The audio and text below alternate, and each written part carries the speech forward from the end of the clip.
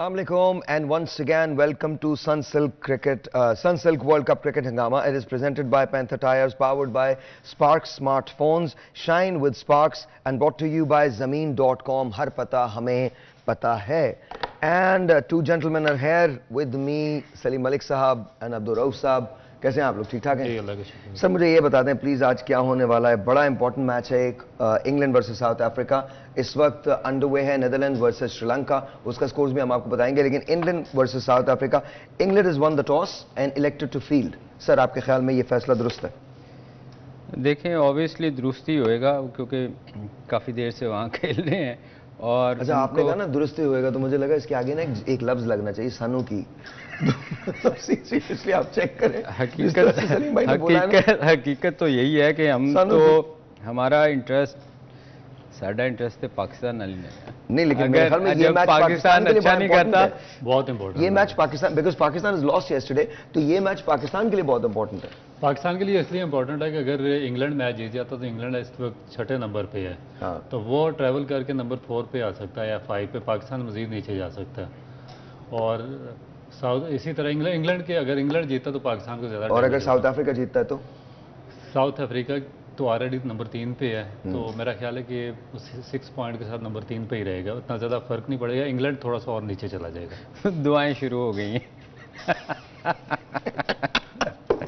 जो हमेशा से होता है. सबसे पहले तो match prediction, Sri Lanka versus Netherlands, कौन जीत रहा है? श्रीलंका.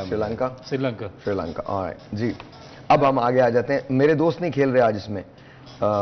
आपने उस दिन पूछा था कि बैटिंग ऑर्डर चेंज होना चाहिए, इनको कहाँ भेजे? मैंने कहा आई love the guy, I just love the गाय. मुझे बहुत पसंद है ये. बिल्कुल जो एटीट्यूड है बुमा का, मेरा बुमा मुझे बहुत पसंद है. और आपके तो मोस्ट फेवरेट प्लेयर है. यस, मेरा मोस्ट फेवरेट प्लेयर है वो. मुझे बहुत अच्छा लगता है. आज आपका इंटरेस्ट इतना नहीं सर आप आज मेरा कोई इंटरेस्ट नहीं है. आज I am not going to watch South Africa, I am going to root for England because बुमा इज नॉट. आप उसको उनका जरा वो तस्वीर लगाइएगा, मुझे बहुत अच्छे लगते हैं यार. और खास तौर पे मैं 2 तस्वीरें आपको भेज रहा हूँ दानी, जो मुझे इन्होंने भेजी हैं. सोते हुए एक तस्वीर है उनकी, वो लगा दीजिएगा. I love that. I love the गाय. अच्छा आपको उसकी बैटिंग अच्छी लगती है या सोना अच्छा लगता है? सर मुझे वो अच्छा लगता है. वो करैक्टर भी बहुत याद मैं आपको सच बताऊं, is a very pleasant guy, very pleasant guy. When you look at him तो ये रहे आप चेक करें इनका रिकॉर्ड देखें. रिकॉर्ड देखिए 33 मैचेस, मैसिव रिकॉर्ड 33. ये आप लोग मजाक उड़ा रहे हैं. नहीं मजाक नहीं. I'm not going to allow this. I'm not going to allow this. This is आप मजाक नहीं कर रहे, मगर इतने आप देखेंगे इतने हम्बल कहते हैं कि ये देखें वो फाइन लेग पे जाके फील्डिंग कर रहे होते हैं. सुबह ग्राउंड से बाहर भी चला जाता है, उसको कोई परवाह नहीं है. और वो जब साउथ अफ्रीका आ रहा था तो ये तौलिया लेके बैठे थे, लगता था कि जहमत करवा रहे. 33 मैचेस, 1426 रन, 144 इनका बेस्ट स्कोर है. 54 मरतबा की, 105 मरतबा की. अच्छा ये पहले आदमी जिनके 100 ज्यादा है 50 से. अच्छा नहीं ये प्लेयर बुरा नहीं है. No he is good. Actually वो होता है ना, कई दफ़ा आपकी फॉर्म अच्छी नहीं होती, आपसे स्कोर नहीं होता. मजाक अपनी जगह पे हम ऐसे ही इसको. No I love the guy, I love. मगर ये है कि ये बैटिंग बहुत अच्छी करता है. नहीं भाई ये ना साउथ अफ्रीकन कंडीशन ऑस्ट्रेलिया में इसलिए डेंजरस होता है कि बिल्कुल खड़े रहते हैं स्टैंड स्टिल अपनी क्रीज में. तो वहाँ पे आपको पता है कि थोड़ा सा शॉर्ट ऑफ लेंथ हो तो कट और फुल लग जाती है. ये कट और फुल बहुत अच्छा खेलते हैं. इंडिया में इसलिए डिस्टर्ब हो रहे हैं कि वहाँ पे थोड़ा सा आगे फॉरवर्ड जाना पड़ता है और बच्चे भी ज्यादा हैं वहाँ. अच्छा तो let's talk about south Africa के चांसेस वर्सेस इंग्लैंड. कौन जीतने वाला है आज? यार देखें अगर तो बेन स्टोक खेलता है तो इंग्लैंड के चांसेस हैं जीतने के. अदरवाइज मुझे वैसे बेसिकली न्यूजीलैंड पसंद है. आज इनके प्रोबेबल जो उसमें है नाम उनका, मगर पता कुछ नहीं है ना कि हो सकता है अगर फिट ना हुआ तो शायद ना खेले. ओके. तो चांसेस अगर वो खेलता है तो फिर इंग्लैंड के चांसेस काफ़ी ब्राइट हैं, क्योंकि वो वाहद एक प्लेयर है जो पिछली बहुत सारी सीरीज़ देख लें उसने बड़ा स्कोर किया इंग्लैंड के लिए. कप्तान भी रहा, उसने हर मैच में स्कोर किया. टीम आउट होती थी मगर वो अकेला 200 करता रहा. तो इसलिए मुझे उसका है कि वो हर फॉर्मेट में खेलता है. ये नहीं है वो इवन टेस्ट मैच को वो वनडे की तरह खेलता है. बड़ा तेज खेलता है. तो अगर वो आज खेलता है तो इंग्लैंड की टीम को उससे बहुत एडवांटेज होएगा. एक टेलीफोन कॉल है अगर आप इजाजत दें तो. अस्सलाम वालेकुम जी, you're on the air. अस्सलाम वालेकुम. अस्सलाम वालेकुम. हेलो अस्सलाम वालेकुम. अच्छा जी दोबारा कॉल कर लीजिएगा. ये जो टॉस जीता है और पहले फील्डिंग का फैसला किया इंग्लैंड ने, ये कैसा लग रहा है आपको? देखिए मुझे तो नहीं पसंद आया ये फैसला, क्योंकि जो टीम टॉस जीती है उसको पहले बैटिंग करनी चाहिए, क्योंकि सरफेस टोटल चेंज हो चुकी है। कल भी आपने पाकिस्तान का मैच देखा, पाकिस्तान ने भी सेम मिस्टेक की। इससे पहले साउथ अफ्रीका और इंग्लैंड ये मिस्टेक कर चुके हैं और इंग्लैंड ने दोबारा रिपीट किया इसको। तो ये हालांकि देखिए मेरा ख्याल है कि शायद ये गए हूँ उस पर कि जो प्रोडिक्शंस हैं, क्योंकि जो स्टेडियम के आप जो इसकी आप प्रोडिक्शन ये है कि स्टैट्स ये हैं कि 70% जो टीमें चेज करती हैं उन्होंने मैच जीते हैं। मगर इस वर्ल्ड कप में थोड़ा सा सिचुएशन चेंज हो गई है। कल मैं बहुत हैरान हुआ हूं कि कल जो स्टेडियम था उसकी प्रेडिक्शन ये थी कि जिस टीम ने भी टॉस जीता है वो गेम हारी है। स्टेडियम के नहीं, पाकिस्तान और ऑस्ट्रेलिया के जो लास्ट 6 मैचेस हुए थे उसमें जिस टीम ने टॉस जीता था वो टीम मैच हारी है। स्टेडियम की भी यही थी कि जिस टीम ने टॉस जीता है वो टीम जो है वो मैच हारी है। मगर कल था कि ये जो काफी ये एक बादलों से ओवरकास्ट होता है, एक दूसरा कास्ट स्पेल यानी कि जादू का असर होता है, तो मुझे लगता है कि इनके ज़्यादातर स्टेडियम मगर रऊफ अगर कल का मैच अगर आप देखो तो सेकंड बैटिंग में भी हम ऑलमोस्ट चेस कर गए थे। अगर हमारी विकेट्स इन हैंड होती, अगर पैनिक ना करते तो सेकंड बैटिंग नो डाउट कि वो पहले मैचों में होता रहा। मगर कल का मैच अगर आप देखें तो ऑस्ट्रेलिया पैनिक कर रहा था। अगर इवन मैं कहता हूं उसका आउट ना होता बाबर का नहीं, इफ्तिखार जब खेल रहा था या पैनिक तो हमें बड़ी उम्मीद थी कि हम चेज कर सकते हैं। मैं रेडियो कर रहा था और जाहिर है मेरे स्क्रीन सामने लगी हुई थी। I am telling you there was a point जब इफ्तिखार और सऊद खेल रहे थे तो ऐसा लग रहा था पाकिस्तान विल चेज इंशाल्लाह, और कोई इशू नहीं लग रहा था उस वक्त। उनको रुक के खेलना चाहिए था, देख के खेलना चाहिए था, बॉल को संभल, और उनको पता था कि उनके बाद फिर प्लेयर्स नहीं है पीछे। तो आई थिंक बड़ी भारी उसकी बैड लक हुई, मैं समझता हूँ वो बैड लक थी, क्योंकि नॉर्मली ऐसा आउट होता नहीं है। जब कभी आप खेलते हैं ना तो पैड को लगने हल्का सा उसने इफ्तिखार की, हाँ तो वो टच कर, वो वैसे नॉर्मली लेते नहीं है बॉलर, मोस्टली नहीं लेते, और ये बैट में लगा था साथ बॉल ना, तो उसका बहुत बड़ा डिसीजन था कि उसने, चूंकि वो उस वक्त उनको भी था कि हम ये मैच हार सकते हैं, तो उसने चांस लिया और वो पे कर गया। लेकिन एक और चीज सलीम भाई बहुत ज्यादा इंपॉर्टेंट चीज ये है कि पाकिस्तान का डबल फेलियर है। देखें कि जो लास्ट मैच इंडिया से हुआ 155 फॉर 2 थे, आपने 8 विकेटें 7 में गिराई हैं 191। अब कल का जो मैच था उसमें 24 ओवर्स तो आपके ओपनर खेल गए थे, बाकी आप 45 ओवर में ऑल आउट हो गए। इसका मतलब है कि जो आपका पूरा मिडिल ऑर्डर है 9 बैट्समैन, उन्होंने 20 ओवर खेले हैं। इसका मतलब है कि आपकी जो सारी इंटेंशन है, सारी प्रैक्टिस है, वो T20 के गिर्द घूम रही है। आप 20 ओवर की आपने प्लानिंग की हुई है, मसलन 24 ओवर आपके ओपनर ने खेले हैं, 45 ओवर में आप 134 फॉर 1 इन 24 ओवर्स और 45.1 overs we were all out. इसका मतलब है कि हम 20 ओवर, हमारी जो 9 बैट्समैन है वो 20 ओवर भी सर्वाइव नहीं कर सके। हालांकि हम T20 ज़्यादा खेलते हैं, 4 ओवर तो खेलने चाहिए थे एटलीस्ट, उसकी तो प्रैक्टिस थी हमें। हम यही बार बार सहर भाई कहते हैं कि हमारे मिडिल ऑर्डर में ना कोई बंदा ऐसा नहीं है जो, देखो ना क्रिकेट सेंस होनी चाहिए आपको कि यार किस मौके पे मैंने क्या करना है। अब वहाँ जाके चूँकि हम पैनिक करते हैं, हिटे मारते हैं, 4 ओवर के 20 ओवर ज़्यादा खेलने हैं तो उसमें फंस जाते हैं। एक काम करते हैं, एक ब्रेक लेते हैं, ब्रेक के बाद जब वापस आते हैं तो पूछते हैं कि जब इंग्लैंड बॉलिंग करेगा तो इंग्लैंड के कौन से बॉलर इंपैक्ट डाल सकते हैं, और जब साउथ अफ्रीका बैटिंग करेगा तो उसके कौन से बैट्समैन इंपैक्ट डाल सकते हैं, और कितने स्कोर के टोटल पर साउथ अफ्रीका को आउट करना पड़ेगा इंग्लैंड को ताकि इंग्लैंड उसको चेज कर सके। ब्रेक के बाद ऑलराइट जी, once again welcome back. And जो बातें होती हैं ना, इन्होंने एक बड़ी ज़बरदस्त बात की है, मैं I want to share that with you. मैं और सलीम भाई हंस के गिर गए थे, कहने हमारी कौम इतनी ज़बरदस्त है, कहने ये जो तुर्की के अदाकार होते हैं इनका ऐसा इस्तकबाल क्यों करती है। मैंने कहा क्यों, कहने ये समझते हैं असली में सलाहुद्दीन अय्यूबी। वो आके बताते हैं कि भाई हम एक्टर असली नहीं है। आई डोंट नो, लेकिन ये बात जो आई थिंक वो शो जो हम लोग ब्रेक में करते हैं ना वो ऑन एयर जाना चाहिए, वो आना चाहिए। सलीम भाई के लतीफे और हल्की हल्की आवाज में सलीम भाई कभी कभी गाने भी गा रहे होते हैं, और इनका गाना मुझे पता है जिस दिन पाकिस्तान पे जरा सा भी बुरा वक्त होता है ना तो कहते हैं कुछ ना कहो, कुछ भी ना कहो। अच्छा sir, coming back to you on a serious note,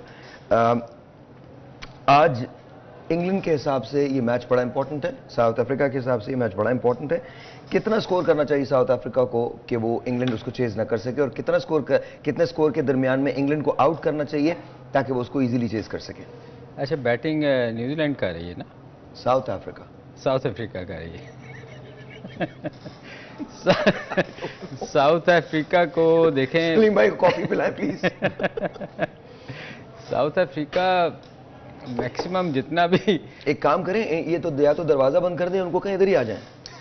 वहां बैठ के बात करने का फायदा कुछ नहीं है ना, इधर ही आ जाए, यहीं आ जाए। आज बड़ी बहस हो रही है सर, हासिल बहस है जी सर। आज काफ़ी गहमा गहमी है जी, गहमा गहमी, और हमारे चैनल पे भी बहुत है। अल्हम्दुलिल्लाह, इसलिए अल्हम्दुलिल्लाह। देखें स्कोर, जैसे रऊफ ने कहा कि शुरू में स्पिनर को एडवांटेज हो सकता है क्योंकि ड्राई पिच होएगा, शायद जिस वजह से रऊफ भी कह रहे थे। मेरे ख्याल 300 प्लस इंग्लैंड के खिलाफ तो उनकी बैटिंग, जितनी लंबी उनकी बैटिंग है, 300 तो करना चाहिए किसी टीम को भी। अगर जीतने के लिए इंडिया में 300 स्कोर एटलीस्ट होना चाहिए। अदरवाइज़ आप कल देखें हम जैसे कह रहे हैं कि हमारी टीम नहीं चली एंड में, फिर भी हम 300 प्लस कर गए थे। तो मेरा ख्याल है इन विकेटों के ऊपर ना 300 तो अच्छी टीम के खिलाफ आपको करना पड़ेगा। अदरवाइज़ आप हंस रहे हैं, मुस्कुरा रहे हैं। कोई और बात में मुझे उनकी बात पे हंसी आ रही है अभी तक। बाहर नहीं निकले अभी तक उससे। मैं बाहर नहीं निकला। अस्सलाम वालेकुम जी। वालेकुम सलाम जी सर, आपका नाम? अबू बकर कर रहा हूँ। अबू बकर, कैसे हैं आप? ठीक हैं?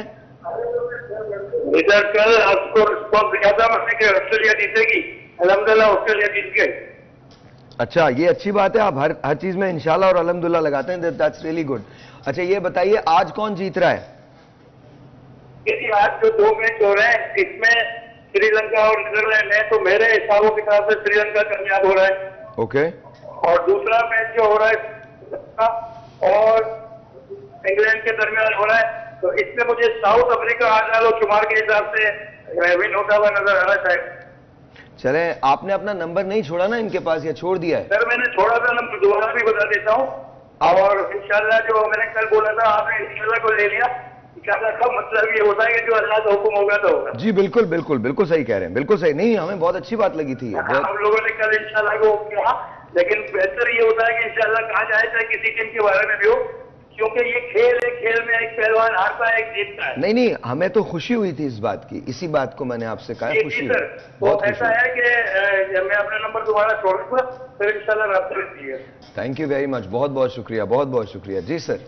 देखिए मेरा ख्याल है कि जो साउथ अफ्रीका ना 325 प्लस रन करेंगे, 350 तक हो जाएंगे, क्योंकि बहुत स्ट्रॉन्ग बैटिंग लाइन है। और दूसरा जो उनके कैप्टन थे भूमा, थोड़े से आउट ऑफ फॉर्म थे, उन्होंने इनको रिप्लेस किया, एंड्रिक्स को लाए हैं, वो बहुत अच्छे बैट्समैन हैं। तो इनकी बैटिंग लाइन जिस तरह मार्करम है, उसके बाद डोसन है, क्लासन और मिलर, बहुत स्ट्रॉन्ग बैटिंग लाइन है। और थोड़ा सा जो इंग्लैंड का डिसएडवांटेज यही होगा कि टॉस जीत के उन्होंने अपने जो बॉलर्स हैं उनको पहले बॉलिंग के लिए डाल दिया। हालांकि जो सेकंड टाइम होता है, जब ड्यू फैक्टर इन्वॉल्व होता है, तो जो आपके सीमर्स होते हैं, स्पेशली जिस तरह मार्कवुड या वोक्स हैं, उनको सेकंड टाइम आदिल रशीद कितना कैरेक्टर अदा कर सकते हैं इसमें? देखिए आदिल रशीद इसलिए अपना प्ले नहीं पार्ट कर रहा क्योंकि दूसरी तरफ से उनका जो पार्टनर है वो मिसिंग है। इनको स्पेशलिस्ट स्पिन बॉलर पे जाना चाहिए, क्योंकि जिस तरह की पिचेस हैं जो इंडिया की हैं, इसमें आगे जब तक आपके पास स्पेशलिस्ट बॉलर्स नहीं होंगे, आपका सक्सेस रेट कम हो जाएगा। इंग्लैंड बेसिकली जो डिपेंड कर रहा है अपने ऑलराउंडर्स पर डिपेंड कर रहा है, और जिस तरह रूट से बाद दफ़ा बॉलिंग करवा रहे हैं और लिविंगस्टोन बॉलिंग करवा देता है दरमियान में, तो इस तरह काम नहीं चलेगा।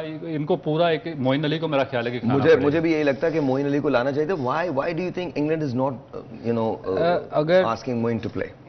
सर भाई इनकी हिस्ट्री देखें ना, ये कभी भी फुल बैट्समैन या उस बॉलर पे नहीं जाते। ये हमेशा इंग्लैंड का रहा है रिकॉर्ड कि ये ऑलराउंडर्स पे जाते हैं। आपको पीछे भी देख लें, ये इनका है। ये इसीलिए फिर ये ना जब अच्छा स्कोर करने के बावजूद ये फंसते हैं, क्योंकि इनके पास बॉलिंग अटैक पूरा नहीं होता। जैसे फास्ट बॉलर है, वो भी आप देखें मोस्टली ऑलराउंडर होंगे। इनकी कोशिश होती है कि हम बैटिंग जितनी लंबी कर सकते हैं कर लें। हालांकि होना तो ये नहीं चाहिए इनको, ये एक बड़ी देर से ये इंडिया में खेल रहे हैं, इनको पता होना चाहिए कि यहाँ की विकेटें क्या बिहेव करती हैं। नहीं, इंडिया में तो बहुत खेले हैं ये। नहीं, मैं यही कह रहा हूँ, आपको ले गए, जायदादें ले गए, लोग ले गए। नहीं, इनको पता होना चाहिए ना कि हमारे यहाँ बॉल टर्न करता है। अच्छा, क्रिकेट की बात करें। मैं आप सलाउद्दीन अयूबी, दैट्स ओके, उधर चल तो नहीं चलेगा। आगे चलिए जी, sorry.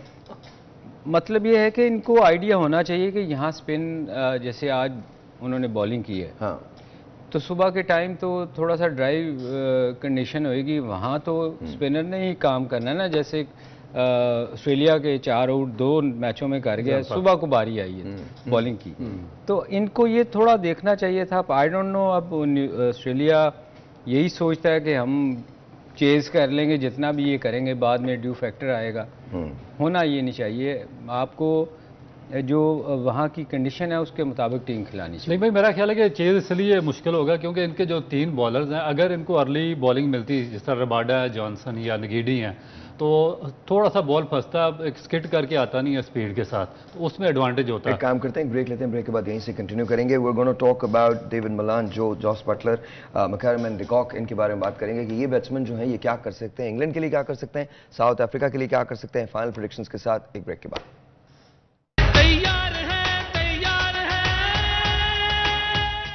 All right, G, once again, welcome back, and I am with Salim Malik Sahab and Abdul Rauf Sahab. Josh Butler, David Malan, what do you think is going to happen today? देखिए, बहुत बड़ी batting line है। अगर इनकी मिलान है, Bairstow है, उसके बाद बटलर है, रूट्स है, ब्रुक्स है, आउटस्टैंडिंग किस्म की बैटिंग लाइन है। मगर प्रॉब्लम ये होता है कि जब प्रेशर पड़ता है तो ये कोलैप्स हो जाते हैं। जिस तरह अफगानिस्तान के खिलाफ पाकिस्तान का मैच हुआ, इनका इंग्लैंड का मैच हुआ, तो उसके बाद थोड़ा सा प्रेशर आया तो बटलर भी, रूट्स और ये जो ब्रिस्टो है, सब के सब कोलैप्स कर गए। तो इसलिए मैंने शुरू में बात की है कि टॉस जीतकर इनको पहले बैटिंग करनी चाहिए थी और अपना कॉन्फिडेंस जो बैट्समैनों का है वो रीगेन करना चाहिए था। क्योंकि अगर साउथ अफ्रीका दोबारा एक बड़ा टोटल करने में कामयाब हो जाती है यहाँ पे, तो उनकी जो बॉलिंग है, जिसमें रबाडा है, नगीडी है या जॉनसन है, उनमें इतनी टेंडेंसी है कि वो उनको रिस्ट्रिक्ट कर सकते हैं। फिर उनका जो स्पिन बॉलिंग अटैक है महाराज, वो आउटस्टैंडिंग फॉर्म में है। मेरा ख्याल है कि जो टूर्नामेंट के मेजर स्पिनर्स हैं, लेफ्ट आर्म स्पिनर्स, उनमें सबसे बेस्ट वो बॉलिंग कर रहा है। तो ये बहुत बड़ी इनके लिए प्रॉब्लम। हैविंग दैट सेड, अभी आपने बात किया कि साउथ अफ्रीका को एक बड़ा टोटल करना, उनके एक बड़े टोटल की बड़ी वजह जो है वो क्विंटन डिकॉक है। लेकिन इस वक्त जिस वक्त हम बात करें, de Kock is back in the pavilion, वो आउट हो चुका है। सो टेल मी सर, कितना इंपैक्ट पड़ेगा? बहुत पड़ेगा। देखें, हमेशा कहता हूं कि विकेट गिरने से बहुत फ़र्क पड़ता है। आपका रन रेट स्लो हो जाता है, आप बैकफुट पे चले जाते हैं। और स्पेशली वो बैट्समैन जिसने इस टूर्नामेंट के शुरू में ही 200 किए हुए हैं, तो मेरा ख्याल है उसके आउट होने से साउथ अफ्रीका को टोटली बैकफुट पे गए हैं। अगर आप देखें, स्कोर नहीं हो रहा, बहुत स्लो खेल रहे हैं, वो कोशिश कर रहे हैं कि अब पार्टनरशिप लगाएं। उस बैट्समैन का ये एडवांटेज था कि वो रुकता नहीं था, वो टीम को लेकर ना स्कोर चलाता रहता था, बड़ी हिटें मारता है। अब ये है कि थोड़ा सा इनको संभल के खेलना पड़ेगा, और जब ओवर्स ज़ाया होंगे तो फिर बड़े टोटल का होने का चांसेस कम है। तो मेरा ख्याल है कि ये जो अभी आपने क्वेश्चन किया था ना कि इंग्लैंड का, देखें इंग्लैंड की टीम ना, रऊफ, ये गोरे जो है ना, ये इन चीज़ों को नहीं लेते कि हमारी बैटिंग फ्लॉप हो गई। ये हर दिन इनके लिए नया होता है। ये हमेशा कहते हैं कि कोई बात नहीं, टुमारो इज अनदर डे, कल हम अच्छा परफॉर्म करेंगे। और आई think that's the right approach. नहीं, वो करते ही यही थे। That is the right approach. होना भी ये चाहिए, भूल जाना चाहिए। मुझे याद है, मैं जब ब्राउन एंड रूट के अंदर काम करता था, तो हमारा थर्सडे को सुबह एक पावर ब्रेकफास्ट हुआ करता था। तो यूएस के वो वाइस प्रेसिडेंट भी रहे हैं, हिज नेम वाज डिक चीनी। तो डिक चीनी जो थे वो प्रेसिडेंट थे हैलिबर्टन के, तो वो हमें स्पीचेस दिया करते थे एवरी थर्सडे। उनकी एक बात हमें सबको बड़ी अच्छी लगती थी, वो कहते थे फेलियर से never be scared, tomorrow is another day, you start over. तो I think that's what it is. ये हम क्या पाकिस्तानी टीम को ये अप्रोच रखनी चाहिए? होना तो यही चाहिए कि आपको देखें, जब भी आपका फेलियर होना तो आपको हमेशा अपनी अच्छी इनिंग्स देखनी चाहिए जाके। कभी भी डिप्रेशन में डिप्रेस नहीं होना चाहिए कि यार मेरे से स्कोर नहीं हो रहा। हर दिन नया है, कल आप बहुत अच्छा कर सकते हैं। वो गोरों में ये बड़ी अच्छी चीज़ है। ये इसलिए देखें, उन्होंने आज भी वही काम किया है जो पिछले मैच में किया था। 23 को पाकिस्तान इज प्लेइंग अगेन। आपको क्या लगता है कि हम किसी प्रेशर में खेलेंगे? हम बहुत प्रेशर में खेलेंगे। हमारी नेचर ऐसी है कि एक तो लोग आपको, आप आज से देख लें, कल से ही आप देख लें, लोग उनके खिलाफ बोलना शुरू हो गए हैं, आपके कैप्टन के खिलाफ बोलना शुरू हो गए। अच्छा, मैं वैसे आपको एक मशवरा दे रहा हूँ पाकिस्तानी टीम को, स्पेशली बाबर आजम को। I am requesting all of the Pakistani team, अब तो आप लोग वहाँ हैं, अपने अपने फ़ोन्स को बंद कर दीजिए 3-4-5 दिनों के लिए। Just come back in the game and win it and that's all. और बिल्कुल बिकॉज मैं कल से कोई सोशल मीडिया नहीं देख रहा हूं, specially when it comes to cricket, because मैं अपने किसी ओपिनियन को क्लाउड नहीं करना चाहता। देखिए अब हम कुछ भी नहीं कर सकते, अब you are the team, you are there, you need to take care of it, that's exactly how it is. आपको अपने मोबाइल फोन्स बंद कर देने चाहिए, टीम मीटिंग्स बुलवाएं, टीम मीटिंग्स बुलवाने के बाद अपनी उनकी साइकी पे काम करें एंड मेक श्योर कि यू अंडरस्टैंड योर अपोनेंट, और इसके बाद गेम प्लान के साथ उतरें।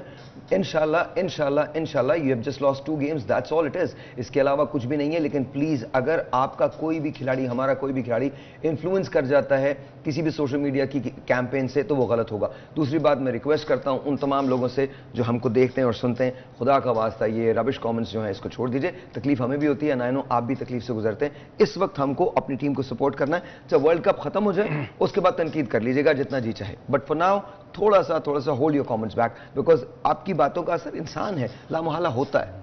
What do you think? बिल्कुल 100%। और मेरा ख्याल है कि टू मच रश भी है उधर ड्रेसिंग रूम में। आपके ब्रेडमैन है वो फैसला कर रहे हैं, मिकी आर्थर और टीम डायरेक्टर हैं वो भी साथ कोई और फैसला ले रहे हैं। आपके कोच जो चीफ सेलेक्टर हैं उनका काम ही नहीं है, वो जाकर वहाँ पे कोचिंग कर रहे हैं बच्चों की। चेयरमैन साहब आपके जाकर वहाँ पर लेक्चर दे के आए हैं। भाई आपका काम ही नहीं है, इधर बैठे यार, उसको काम करने दें। इसीलिए हम कहते हैं कि जो आपका कैप्टन है वो मोस्ट पावरफुल होना चाहिए। ये फुटबॉल या हॉकी की टीम नहीं है कि आप बाहर बैठ के कोचिंग कर रहे हैं। इसमें जो अंदर जाता है, अंदर प्रेशर डिफरेंट होता है। बाहर आप जो भी स्ट्रेटजी बनाए, जब तक आप अंदर उसको एग्जीक्यूट नहीं करेंगे आप रिजल्ट हासिल नहीं कर सकेंगे। और एग्जीक्यूशन किसने करनी होती है? जो आपका कैप्टन होता है उसने ग्राउंड के अंदर एग्जीक्यूट करना होता है। जब आप उसको डिसीजन ही नहीं लेने देंगे, उसको वीक कर देंगे, हर चीज़ अपने पास रखेंगे, मिकी आर्थर अपना इन्फ्लुएंस डालेगा, ब्रैडबर्न अपना डालेगा, इंजमामुल हक साहब अपना डालेंगे, अपने जो चेयरमैन साहब है जाकर पता नहीं वो क्या तकरीर करके आए हैं वो अपना डालेंगे, तो फिर एक बहुत ज़्यादा प्रेशर क्रिएट हो जाता है। और उसके बाद जो सोशल मीडिया की आपने बात की है वो एग्जैक्टली बात की है, उसका भी बिल्कुल प्रेशर नहीं लेना चाहिए और इनको अपने फोन शोन बंद कर देना चाहिए। बिल्कुल बिल्कुल, and we stand with our team. देखिए डिफरेंसेस जो भी हों और वर्ल्ड कप के बाद फैसला हो कि बाबर ने कप्तान रहना है या नहीं रहना, ये दूसरी बात है। Right now Babar is our team captain and our team is in India playing in the world cup, तो प्लीज सपोर्ट देम। जो कुछ हुआ वो हुआ। देखिए तनकीद करना, हम बात करते हैं so that we know and you know, लेकिन इसका ये मतलब हरगिज नहीं है कि हम उठा के बैश करने लगे अपनी टीम को। सर देखें, ये कप्तानी का जहाँ तक ताल्लुक है ना सर भाई, ये पता नहीं कहाँ से आ जाता है इशू। ये मेरे ख्याल हमारे मीडिया वाले लोग इस चीज़ को उछालते हैं। हालांकि मुझे बताएं उसके अलावा कौन सा आपके पास प्लेयर है जो कप्तानी करेगा, जिसने लंबा पाकिस्तान के लिए खेलना है? कोई मुझे